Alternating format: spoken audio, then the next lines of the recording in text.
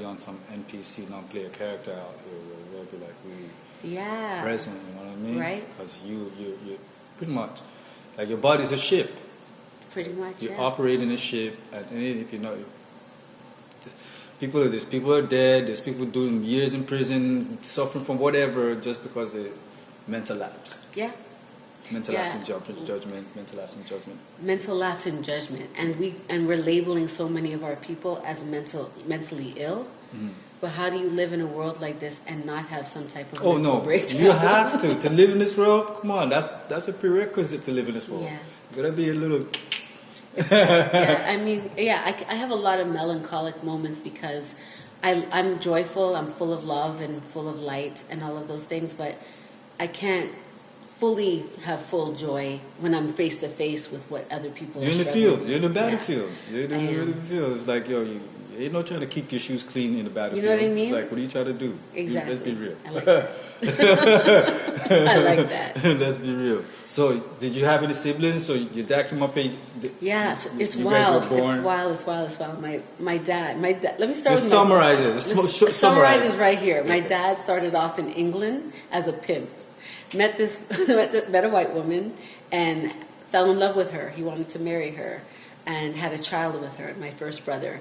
My grandmother in Grenada found out and was like, nope, and pulled him back to Grenada. When he went back to Grenada, he met a Grenadian woman, this wonderful woman named Norma, and she had Susan, Sonia, Sandra, and Sherry with him. Then he cheated on her, went to Canada, met my mother, who had a daughter with somebody else, a white man who told her that... This is up here she had. Yeah, okay. And then sent the baby to Grenada to get raised. That happens a lot, where the child gets born here, but the mothers are trying to work and they can't raise a child. They can't have a family. Supports back home. Right, so you have to, but it does a lot of damage to the child. For sure. Has to go home, right? Abandonment again. Come on. But so all of that happened.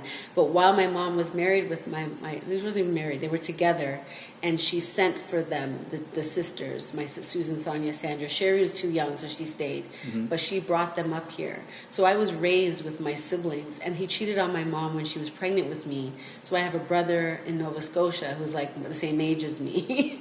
I was born in October, he was born in February. And then after that...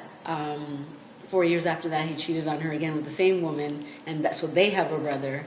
I'm kind of like a single child, really, from my mom and my dad. Nobody else came from them. Wow. But that's what I meant by my mom is very loving. So she allowed for us to know who we were, and she made sure that she wasn't resentful. She didn't hold it against your dad. She didn't hold it against the kids.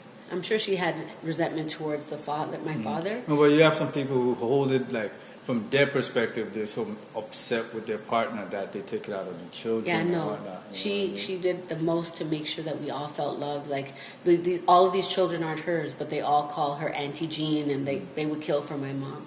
Excellent. So you that's got where I get the love. So you got a big clan with you, yo. Yes, we have a big clan. I'm not really close to my family because, everybody ran away from home. I don't want to explain their life for them because it's not my right to do so, but there's reasons why we all left. Mm-hmm.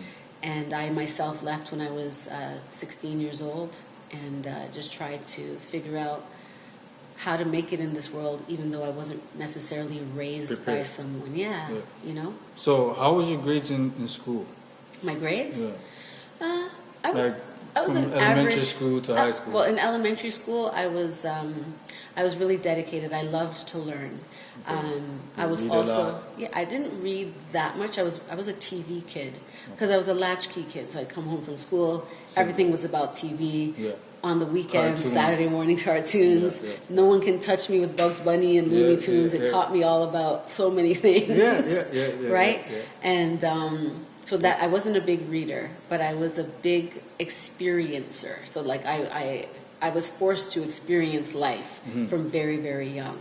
So, especially with your dad bringing you around when he's trying to create and stuff like that. So when you have a lot of experience, what people don't realize is they think that they don't belong in higher institutions of education, but you actually do because your experience is a form of learning. It's a form of lived experience. Exactly. There's narratives all around you, and it's informing you of how you see and what you see, and how you understand the world around you. So I've had that privilege, and media and popular culture teaches us so many things for sure. about the state of where we are and what we're going through. Sure, and it manipulates a lot too. You know what I mean? 100%. It's been weaponized in many ways now. You know what I mean? Yes. Because like the freedom of speech is not really free now. Oh, let's not even go there. You know? That's a whole other kettle of fish. Mm-hmm. But yeah, so I was a great student in a sense, in that I. What about high school?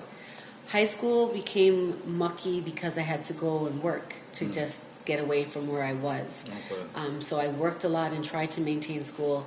Didn't end up finishing high school. I think I was a half a credit shy of doing that. So it wasn't until I was 31 that I went through the transitional year program at the University of Toronto. Oh, wow. And I got they give you credits towards your degree. They don't give you high school equivalency, but you're doing courses on a university level that gets you there. And once you get through, you go on to do your degree. So I did my transitional year, my undergrad, and then eventually my master's in education, sociology, in equity studies.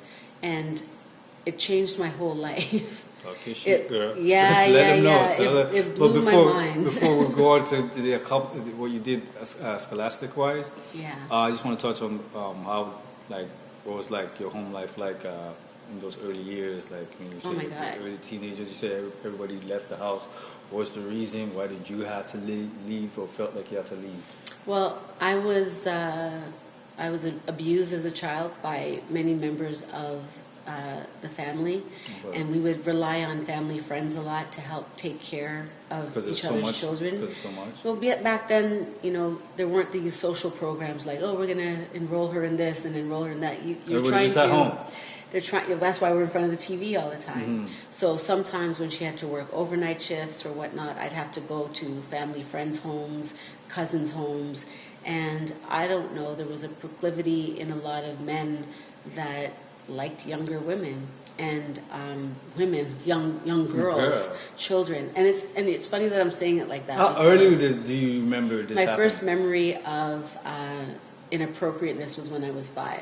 That's wild. Yeah, I was 5. I would say a lot of touching and. At what point did you were like, okay, this is not right, and at what age did you like? Okay. If you want me to go really into it, I would say that when I was 11, I was gang raped. That's crazy. And I had to have an abortion in Detroit because you weren't allowed to do that here in Canada. And I remember that. I remember driving towards Detroit along the 401, just watching the car, the what are those poles called? The electrical poles, just count. Yeah, the light, not even the light, the electricity poles. Okay. And I remember counting how many beats I could get between the two poles. When I was in Detroit, like mind you, I'm like 11 years old. Yeah, that's wild. Like, who's driving you to Detroit? It was my mom and my uncle. So they knew what happened. Well, yeah, and that was a crazy thing too because. So did Maz get charged for this? Did you? Well, this is the thing. This is where the deterioration of my life started to really like run amok. Is that my mom was very sensitive about the system that we live in, and that she was aware that if she puts her daughter in the legal system to bring forth these charges against black men. This is where I started to realize that, I'm having a black female experience, but that we're also hyper aware of black male experience.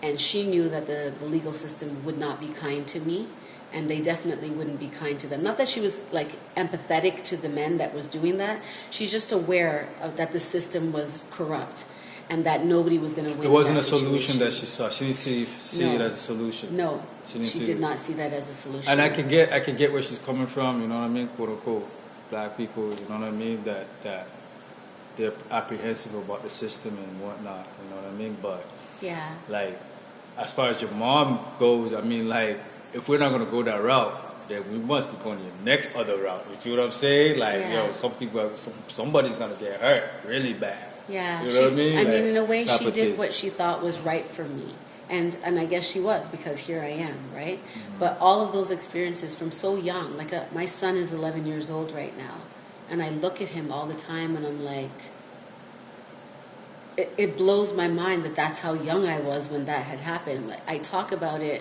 as if as if like I'm talking about somebody else, because it's so you separate from your body in a sense when those things go down for you. Such a distant memory of so this much has person happened. that you don't